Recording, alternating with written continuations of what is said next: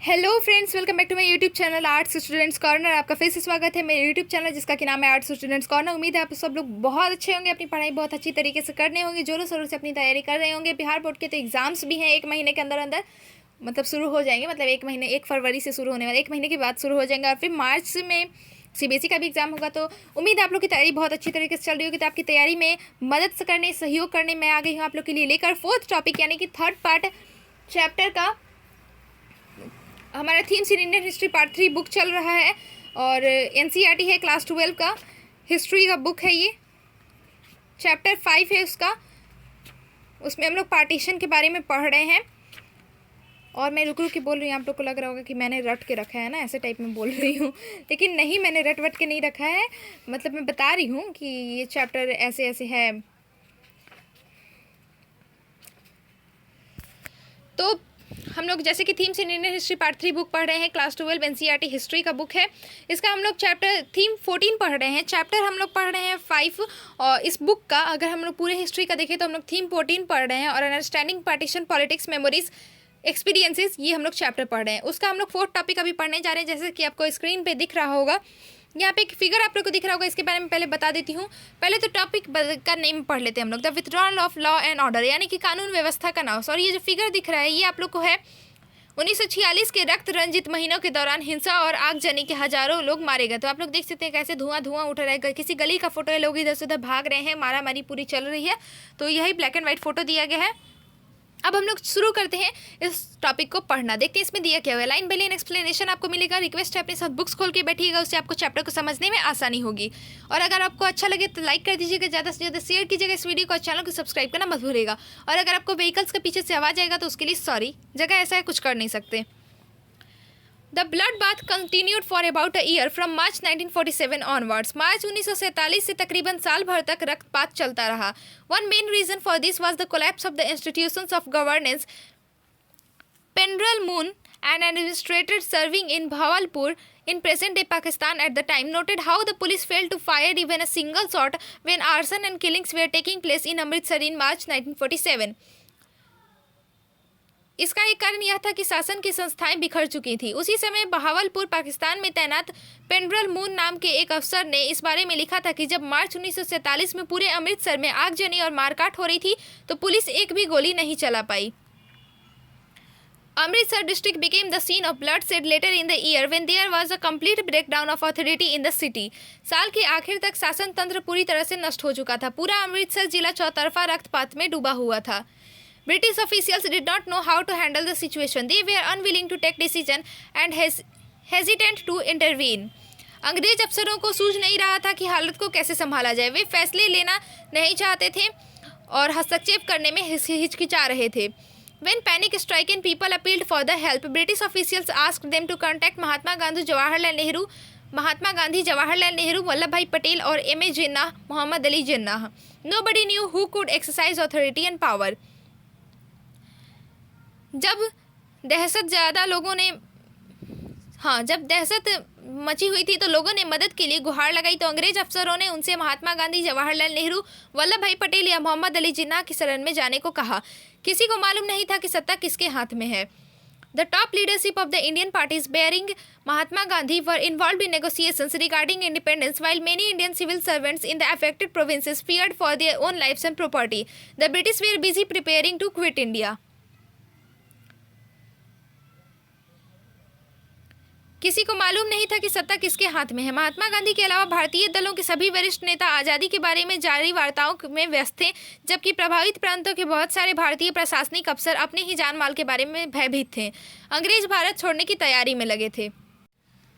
Problems were compounded because Indian soldiers and policemen came to act as Hindus, Muslims और Sikhs. समस्या इसलिए और बढ़ गई क्योंकि भारतीय सिपाही और पुलिस वाले भी हिंदू, मुसलमान या सिख के रूप में आचरण करने लगे थे।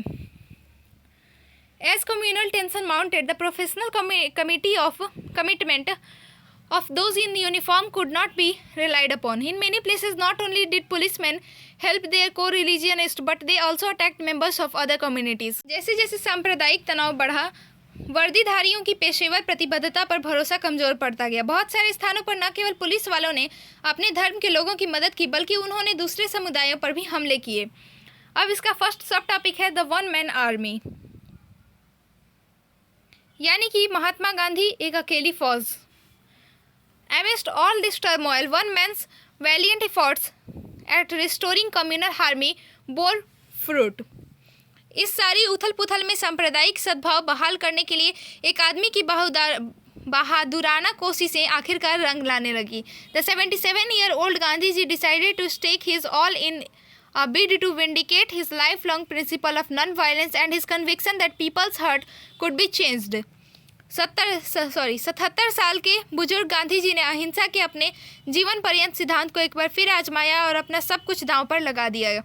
He moved from village of now Khali in East Bengal, present day Bangladesh, to the villages of Bihar and then to the riot-torn slums of Calcutta and Delhi in a heroic effort to stop Hindus and Muslims kill each other, careful everywhere to reserve the minority community.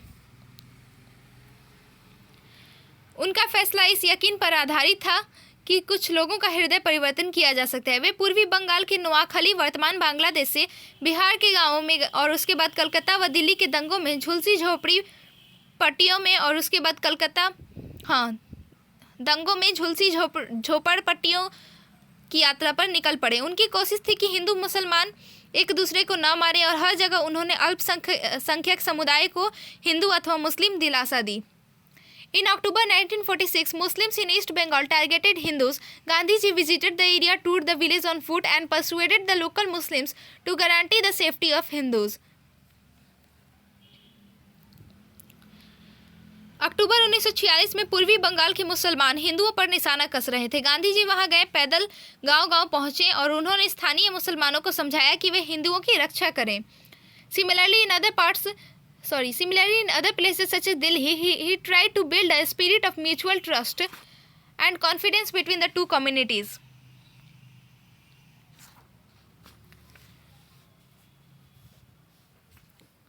इसी तरह अन्य स्थानों पर जैसे कि दिल्ली में उन्होंने दोनों समुदायों में पारस्परिक भरोसा और विश्वास बनाने की कोशिश की।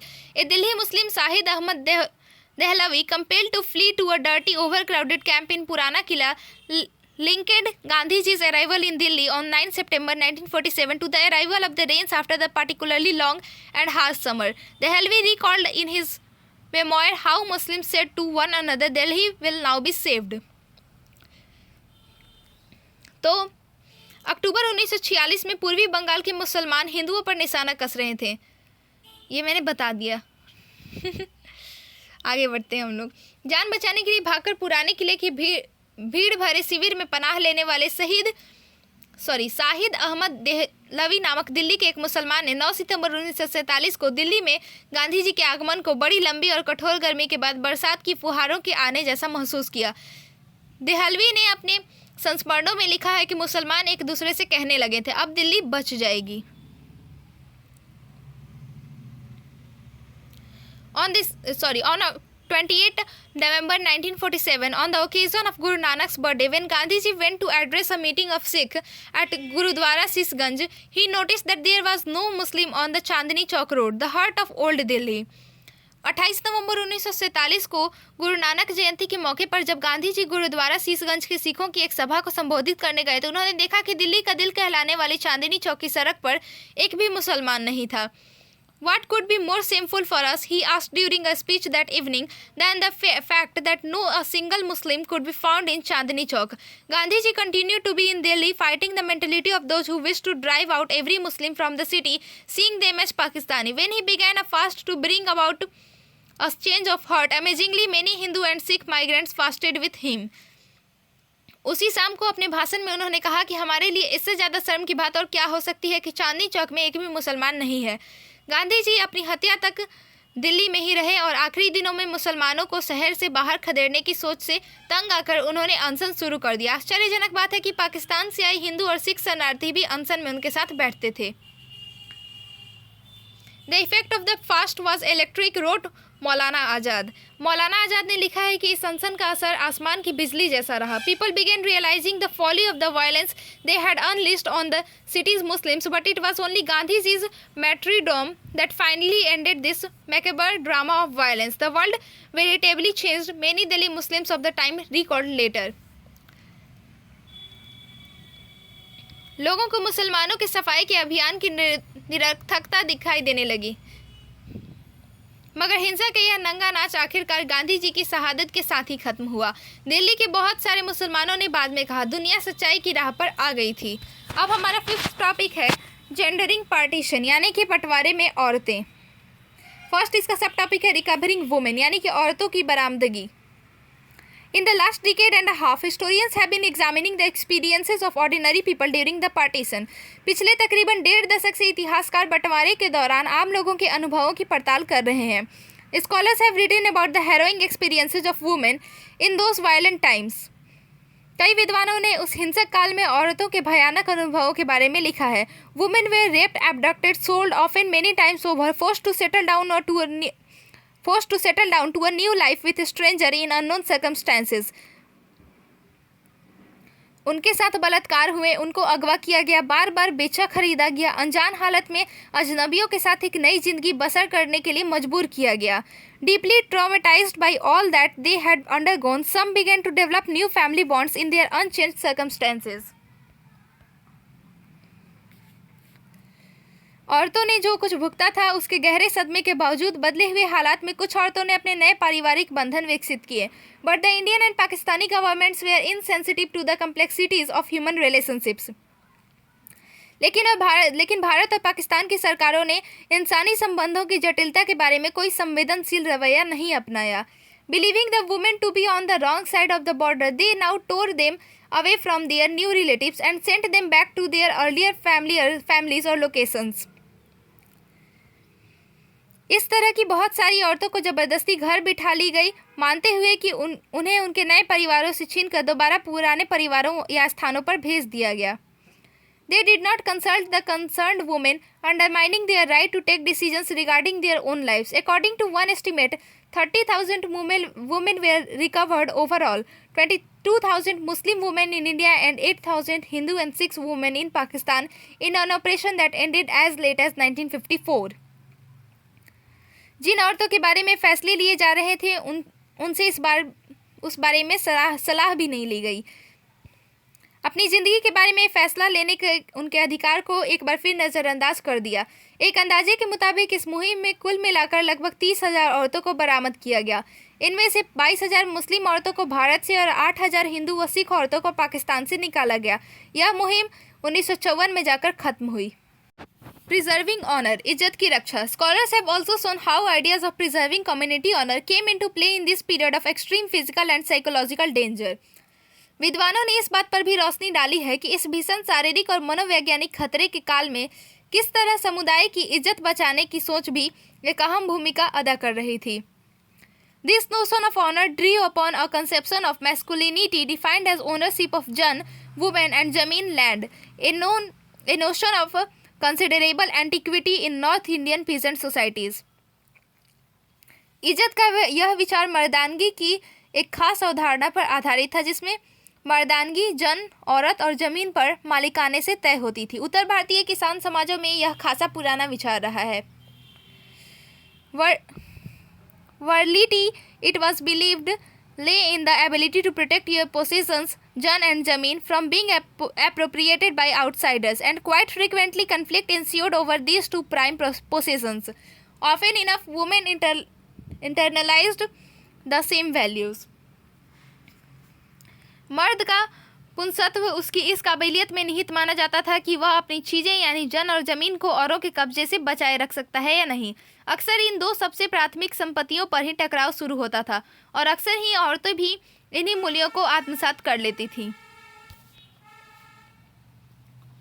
At times, therefore, when the men feared that their women, wives, daughters, sisters would be violated by the enemy, they killed the women themselves. इसीलिए कई बार जब पुरुषों को यह भय होता था कि उनकी औरतों, बीवी, बेटी, बहन को शत्रु नापाक कर सकता है तो वे औरतों को खुद ही मार डालते थे. Urvashi Butalia in her book The Other Side of Silence narrates one such gruesome incident in the village of Thau Khalsa, Rawalpindi district. Urvashi Butalia ने अपनी पुस्तक the other side of silence में रावलपिंडी जिले के थुआ खालसा गांव के एक ऐसे ही दर्दनाक हादसे का जिक्र किया है. During partition in this Sikh village 90 women are said to have voluntarily jumped into a well rather than fall into enemy's hand. The migrant refugees from this village still commemorate the event at a Gurudwara in Delhi, referring to the deaths at martyrdom not suicide. बताते हैं कि तकसीम के समय सिखों के इस गांव की 90 औरतों ने दुश्मनों के हाथों में पड़ने की बजाय अपनी मर्जी से कुएं में कूदकर अपनी जान दे दी थी। इस गांव से आए शरणार्थी दिल्ली के एक गुरुद्वारे में आज भी इस घटना पर कार्यक्रम आयोजित करते हैं। Referring to the deaths at martyrdom not suicide, वे इन मौतों को आत्महत्या नहीं बल्कि शहादत का दर्जा देते हैं। They believe that men at that time had to courageously accept the decision of women and in some cases even persuade the women to kill themselves. On 13 March every year, when their martyrdom is celebrated, the incident is recounted to an audience of men, women and children. Women are exhorted to remember the sacrifice and bravery of their sisters and to cast themselves in the same mold. उनको लगता है कि उस समय पुरुषों ने औरतों के फैसले को बहादुरी से स्वीकार किया, बल्कि कई दफ़े तो उन्होंने औरतों को अपनी जान देने के लिए उकसाया भी। हर साल 13 मार्च को जब उनकी शहादत पर कार्यक्रम आयोजित किया जाता है तो इस घटना को मर्दों, औरतों और बच्चों की सभा में विस्तार से सुनाया जाता है। औरतों को अपनी बहनों के बलिदान और बहादुरी को अपने दिलों में संजोने और खुद को भी उसी सांचे में ढालने के लिए प्रेरित किया जाता है। For the community of survivors the remembrance ritual helps keep the memory alive. यह स्मृति कार्यक्रम समुदाय के जिंदा बचे लोगों के लिए उन यादों को जीवित रखने में मदद देता है। What such rituals do not seek to remember, however, are the stories of all those who did not wish to die and had to end their lives against their will.